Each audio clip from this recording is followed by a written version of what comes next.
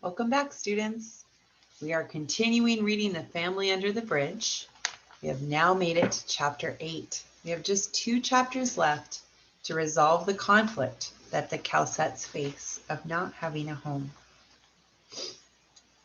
Old Armand found that he enjoyed the companionship of the gypsy camp. He liked to sit with his back against the fence, watching Susie teach the gypsy girls and Paul play games with the boys. On the other hand, Susie was not satisfied. She often frowned as she watched Paul and the boys. At last, she brought her problem to Armand. "I'm worried about my brother," she confided in a grown up way. "He doesn't act like he belonged to our family anymore. He's always playing with the gypsies, and he hardly ever comes near Evelyn and me.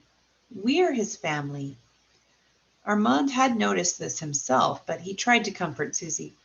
"Paul's a boy," he said, "so naturally he doesn't want to hang around girls all the time. You wouldn't want him to only do that, would you?" But Susie only pointed wrathfully across the courtyard. "Look," she cried, "he even stands like them." Because Paul was idly standing with one leg on one leg with the other one drawn up under him. He looked like a small stork. "People have different ways of resting," Armand assured her. "Now, me, I lie down. That's the best way yet." Paul himself didn't help matters. "I wish I were a gypsy," he told them one day. "I like the way they live. I wish I could go away with them in the spring." Armand tried to reason with him. "God wanted you to be a gypsy. He would have made you one," he said. "But he doesn't want everybody traipsing all over the country and living in tents. You don't want to spend your grown-up life banging on tin pans, do you? Not when you have a smart sister like Susie to teach you things." Paul scowled and dug his toe into the sand. Armand smiled to see that his worn shoes were neatly capped with shining copper.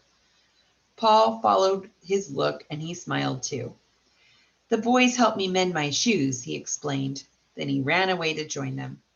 "You see," said Susie, "he's even learning how to work with copper." Armand tried to think of something else to say to her, but his mouth only gaped open and his tongue stiffened. A policeman was entering the yard. He was a stern-looking officer with a heavy coat and a full-cut cape. His hat was pulled down over his thick eyebrows. The gypsy boys, followed by Paul, disappeared into the tents. Most of the men were gone, but the few remaining ones vanished as quickly as the boys. Even the dogs, Jojo among them, tucked their tails between their legs and dived under the one automobile left in the yard. Morelli rose from the steps of the van and went to meet the policeman. "Your fortune, monsieur?" she asked in her softest voice. "Let me tell you your fortune. Perhaps there is a promotion waiting for you." The policeman ignored her offer. "Is there a Nicky here?" he asked gruffly. "No," said Morelli quickly. "He has gone." "Where?" asked the policeman. Morelli shrugged her shoulders. "He is out of town." "When will he return?" persisted the man. "Tomorrow." "Who knows?" said Morelli vaguely. "Today is today, and tomorrow may come late this year." The policeman turned on his heel and stamped away. Immediately the gypsy faces appeared in every tent opening. The dogs came slinking from under the car. The women gathered around Morelli. The men and the children quickly joined them. "They want to arrest Nicky," guessed one of the men. "It must have been because he cut down the Christmas tree," said Paul. "They want to put him in the army," wailed an old woman. "I know that's it. They put my Teodoro in the army when he was never the same again. Gave up wandering life and settled down in a house." All the gypsies were upset. Without another word to each other, they began packing up their belongings and tearing down their tents. Petro grumbled when they started on his, but when he learned the reason, he awakened as if a pitcher of ice had been thrown onto his face. "We can't leave until the rest of the men come from the restaurant," said Morelli. She went to the opening and peered down the street. The Calcette children watched their activity with growing alarm. They had never seen the gypsies work so hard or so fast. "You're going to leave?" cried Susie. "We always leave if the police visit us," said Tinka. "If we didn't, someone might be in jail." Morelli appealed to Armand. "Why don't you come with us?" she invited. You and the Calcettes. The skies are blue in Provence now, and the flowers are blooming. I'll go with you, cried Paul with shining eyes. I want to be a gypsy. No, no, cried Susie, grabbing his arm. We can't go off with the gypsies. We have to stay with Mama. We're her children. Paul tore loose from her grasp. I'm sick of being wet and cold, he said. If I was a big man, I'd go to work and make enough money to buy us a house. Susie grabbed him again and angrily shook him. You're always bragging about what you'd do if you were a big man, she retorted. You better begin thinking what you should do while you're a little boy. I'm going with the gypsies, he repeated, trying to pull away. Oh, Monsieur Armand, implored Susie, please don't let him go. Armand gently put his hand on Paul's shoulder. You can't go with them, boy, he said. You've got to stay here with your family.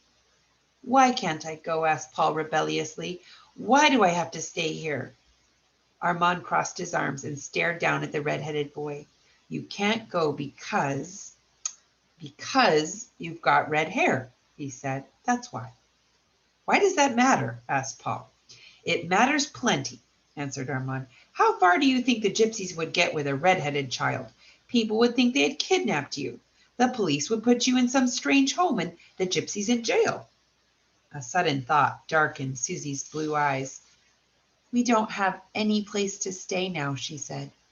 Do you think the new house will be ready for us in time, Monsieur Armand? Armand lowered his head in shame. If we could move there soon, said Paul, I wouldn't want to go with the gypsies. I'd stay and help us move in. Will you take us to look at it? Susie begged the hobo. Then we can see if it's almost finished. Armand put his head between his hands. There won't be any new house for you, he confessed. It was all a mistake. It turned out the builders don't want any children and dogs in it. You know how it is with a brand new place. They want to keep it looking that way. No house for us? Cried Susie with a catch in her voice. Nothing? Armand couldn't look at her in the eyes. Paul darted away to the gypsies. When the rest of the men returned, they were startled to hear about the policeman's unexpected visit. Nicky was upset by more than the call. And just at this unfortunate time when I've lost my wallet with all my week's earnings in it, he cried. I know I lost it in the Cafe of the Laughing Frog, and the owner said he would have it returned to me if it were found. Huh, grunted Armand. Who would return a wallet full of money? Some people collect the stuff. Petro tried to help. We can use what I have in my pocket, he offered. Then we will have to work along the way. I'm really wide awake now. The little house on wheels was hooked to the back of one of the automobiles. The gypsies and their dogs piled over the seats. Jojo whined to go too because he had enjoyed the ride so much on Christmas Eve. We left one of the tents for you all, cried Nicky. There's almost another week due us on the yard, Morelli added. We've been paying rent to the wreckers. The automobiles coughed and sputtered. Then they slowly ground through the sand toward the opening. The gypsies waved goodbye. Tinka threw Susie a kiss. Jojo tried to follow the cars, but Armand called him back. The little house on wheels, which had been a home for Susie and her mother and sister, disappeared into the street. There was nothing left to show that the gypsies had ever lived in this yard. Nothing but a weather-beaten tent and the dead ashes of their fires. Then those left behind noticed something else missing from the yard. There was no Paul. He was gone. He left with them, wailed Susie. Paul went off with the gypsies. Evelyn began to howl. I want Paul, she wept. I want my brother. Oh la la, groaned Armand, and there is still Madame to face. He silently set to work, getting a cold lunch for the children. The gypsies had left some cheese and bread in the tent, but nobody seemed hungry, not even Jojo. Armand felt that he was to blame for it all. He sat down with his back against the fence and thought and thought. Oh, it was all his fault. He had brought the children to the gypsies in the first place, but he had only tried to help them. That's what he got for ever having anything to do with starlings. Now he was caught in the same net with them. But was he? No, he could get up and go. He could push his buggy right through that opening in the fence and never come back. At the thought, he rose to his feet and looked toward the opening. To his amazement, he saw a forlorn little figure coming through it. "Paul!" he shouted. "Is it really you, Paul?" The boy nodded sadly, as if he wished it were somebody else. "You left the gypsies and came back to us because we're your family," cried Susie joyously. "I didn't go away with the gypsies," said the boy. "You're always saying I should stop bragging about what I'll do when I'm big and do something now. So I went down to the halls and I tried to get a job." "Tried to get a job at the halls?" asked Armand with fresh surprise. "That funny tramp you knew said he needed pushers," Paul reminded him. "You're too little to work," said Susie. "You have to be big like Monsieur Armand." The hobo uneasily tugged at his whiskers. Paul looked at the copper toes on his shoes. "That's what all the men said," he continued. "They laughed at me. They showed me a big cart full of boxes and told me that if I could push it, I could have a job." Paul wiped his eyes with the back of his knuckles. "I pushed and pushed, but I couldn't even budge it. Then they all laughed at me again." Armand was indignant. "The nerve of them!" he exclaimed. "I'll go down there tomorrow morning and hang them all up on these hooks. But he didn't finish his threats. He was frightened to see the policeman coming in again. Uh-oh, this must have something to do with Paul's visit to the halls. Perhaps they had got wind of those vagabond children and the policemen were coming to take them away. Oh, they should have gone with the gypsies. But the policeman looked bewildered. "Weren't there gypsies in this yard?" he asked. "They had to leave suddenly," said Armand. "Received word of a sick relative in Normandy." "And I suppose the one named Nicky left with them?" added the policeman. "Of course," said Armand. "It was his relative who was sick." The policeman pursed his lip and shook his head. "Too bad," he said. "A wallet lost by him was found under a table at the Café Laughing Frog. Too bad." He pulled a new leather wallet from his pocket under his cape, and in it is the lucky ticket that won yesterday's lottery. Too bad. It is a shame. Armand's eyes brightened. "I'll keep the wallet for him," he offered. The policeman eyed him suspiciously. His sharp eyes saw Armand's unkempt whiskers and ragged tramp clothes. He tucked the wallet under his cape again.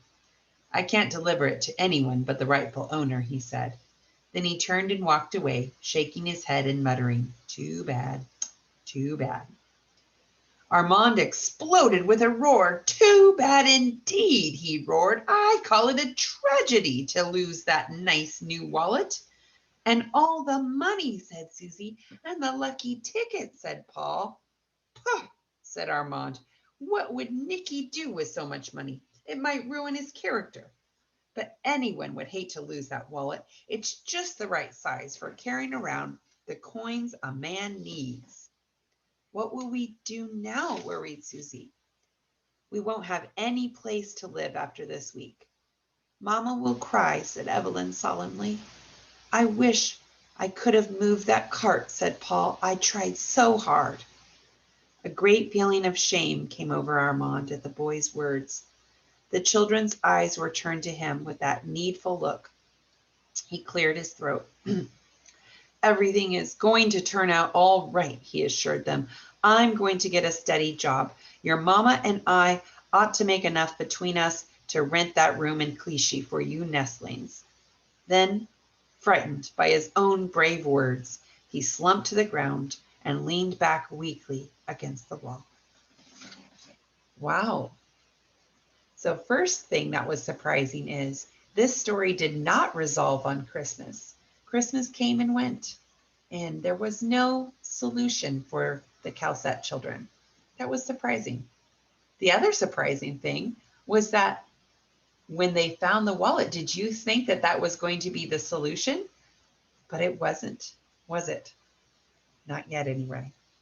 Well, we have one chapter left. How will all of this conflict be resolved in just one chapter? You have some ideas? I'll see you for the next one.